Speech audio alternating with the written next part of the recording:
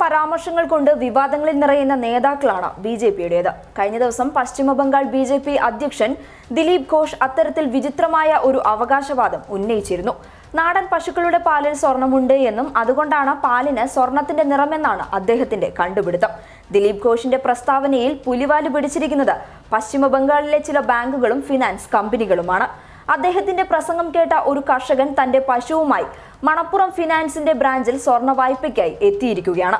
BJP നേതാക്കളുടെ ഇത്തരം വിഡ്ഢിത്തരം എന്നാണ് അവസാനിക്കുക എന്നത് കണ്ടു തന്നെ അറിയണം. പശ്ചിമബംഗാളിലെ മണപ്പുറം ഫിനാൻസിന്റെ ബ്രാഞ്ചിലെത്തിയത് പാലിൽ സ്വർണമുള്ളതുകൊണ്ട് സ്വർണ്ണ വായ്പ ലഭിക്കുമെന്ന ഒരു പ്രതീക്ഷയിലൂടെയാണ്. ഈ കർഷകൻ പറയുന്നത് ഇങ്ങനെ: ഞാൻ ഇവിടെ വന്നത് ഒരു സ്വർണ്ണ വായ്പയ്ക്കാണ്. അതുകൊണ്ടാണ് ഞാൻ പശുക്കളെയും എൻ്റെ കൂടെ കൂട്ടിയത്. പശുവിൻ പാലിൽ സ്വർണമുണ്ടെന്ന് ഞാൻ കേട്ടു. എൻ്റെ കുടുംബം ഈ പശുക്കളെ ആശ്രയിച്ചാണ് ജീവിക്കുന്നത്. എനിക്ക് 20 പശുക്കളുണ്ട്. എനിക്ക് വായ്പ ലഭിച്ചാൽ എൻ്റെ ബിസിനസ് വിപുലീകരിക്കാൻ എനിക്ക് കഴിയും. ദിലീപ് ഘോഷിന്റെ വിചിത്ര പ്രസംഗം കാരണം വെട്ടിലായ മറ്റൊരാൾ കരൽഗച്ച ഗ്രാമപഞ്ചായത്ത് പ്രധാൻ മനോജ് സിംഗ് ആണ്. ഓരോ ദിവസവും ക്ഷീര കർഷകർ തങ്ങളുടെ പശുക്കളുമായി മനോജിന്റെ വീട്ടിലെത്തുന്നുണ്ട്. അവർക്ക് അറിയേണ്ടത് തങ്ങളുടെ പശുക്കളെ പണയം വെച്ചാൽ എത്ര രൂപ വായ്പ കിട്ടുമെന്നാണ്. ഇതോടെ ദിലീപ് ഘോഷിനെതിരെ മനോജും രൂക്ഷ വിമർശനവുമായി രംഗത്ത് വന്നു.